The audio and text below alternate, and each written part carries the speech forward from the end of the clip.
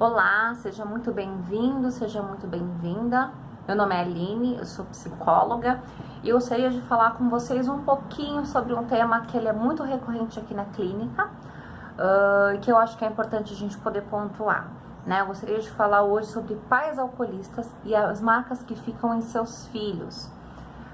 Eu acho que é um tema importante porque o uso do álcool em especial é uma questão que afeta diretamente não só, né, a pessoa que faz o uso abusivo do álcool, mas em especial a sua família, né? E geralmente quem percebe primeiro o quanto o uso do álcool está sendo danoso e prejudicial, muitas vezes é a família, né? E depois só é que o alcoolista consegue se dar conta, isso quando se dá conta da forma excessiva que ele está fazendo uso desse álcool.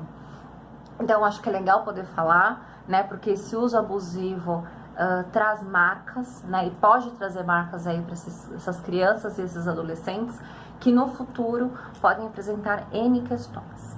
Bom, então, antes de tudo, eu gostaria de falar um pouquinho sobre como a gente consegue definir se a pessoa é um alcoolista ou não, né? Quando a gente fala aí de alcoolistas, a gente está pensando em patologia. E a gente define que uma atitude da pessoa, um comportamento, ele é classificado como patológico a partir do momento que isso está trazendo prejuízos, seja para o indivíduo ou seja para as pessoas com quem ele convive.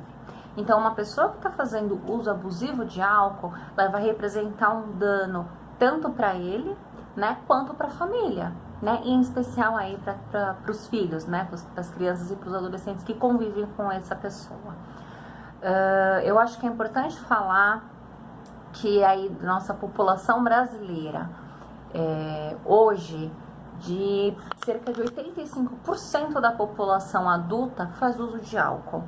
E desse 85%, de 3 a 15% pode se tornar alcoolista, né? E aí a gente vai pensar nessas crianças que convivem com esses alcoolistas, né? E a gente sabe aí que, de acordo com pesquisas, 1 a cada 4 crianças e adolescentes está exposta em um ambiente onde há uso abusivo de álcool.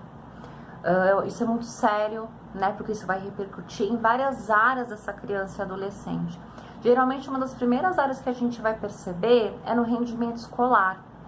Então, muito provavelmente são crianças que vão ter mais dificuldade na escola, que vão ter dificuldades comportamentais, afetivas, né? Muitas vezes são crianças que têm dificuldade de conseguir fazer novos amigos, são crianças que muitas vezes apresentam um comportamento de desafio, então elas se opõem, desafiam regras, exatamente porque elas convivem em casa com um ambiente muito permissivo, né?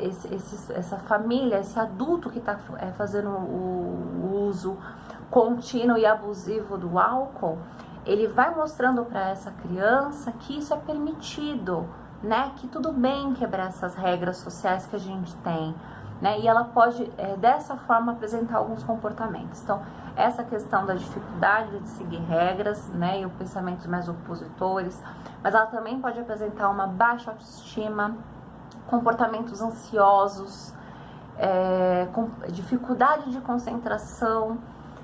Então, a gente consegue perceber. Primeiro, acho que em primeiro lugar poder pensar que isso vai repercutir muito no aprendizado dela na escola. Provavelmente vai ser um dos primeiros ambientes que os familiares vão conseguir identificar que essa criança está passando por um momento traumatizante, né? Mas isso também vai acontecer fora, em outros ambientes. E é muito comum que essa criança, esse adolescente, com o passar do tempo, possa apresentar aí algumas saídas para toda essa questão traumática que ela está vivendo na vida dela. Uma dessas questões a gente pode pensar que é a identificação. Então, tem muitas crianças e adolescentes que elas se identificam com esse adulto que tem esse comportamento, esse excesso de consumo de álcool, e quando cresce, ela repete esse comportamento, né? Então, é muito importante que na clínica nós estejamos preparados para receber também esse adulto que vai chegar, né, depois desses traumas infantis, porque muitas vezes, na tentativa de elaborar todo esse processo na infância e adolescência que ele passou, ele repete esse comportamento dos pais, né, ou do cuidador que fazia o uso abusivo, né? Uma das outras questões que ele pode apresentar é o oposto, né, que a gente vai chamar de diferenciação. Então ele vai se identificar como diferente dessa pessoa que ele viu e acompanhou esses abusos, e ele pode querer como saída fazer o oposto, né, que é o de se distanciar, o de não querer contato com bebidas, de não gostar de ambientes que proporcionem esse tipo de consumo, né? Então essas são, por exemplo, algumas saídas que a criança e o adolescente pode ter, né? Nós temos outras saídas também, mas hoje a ideia é falar só um pouquinho sobre cada um deles.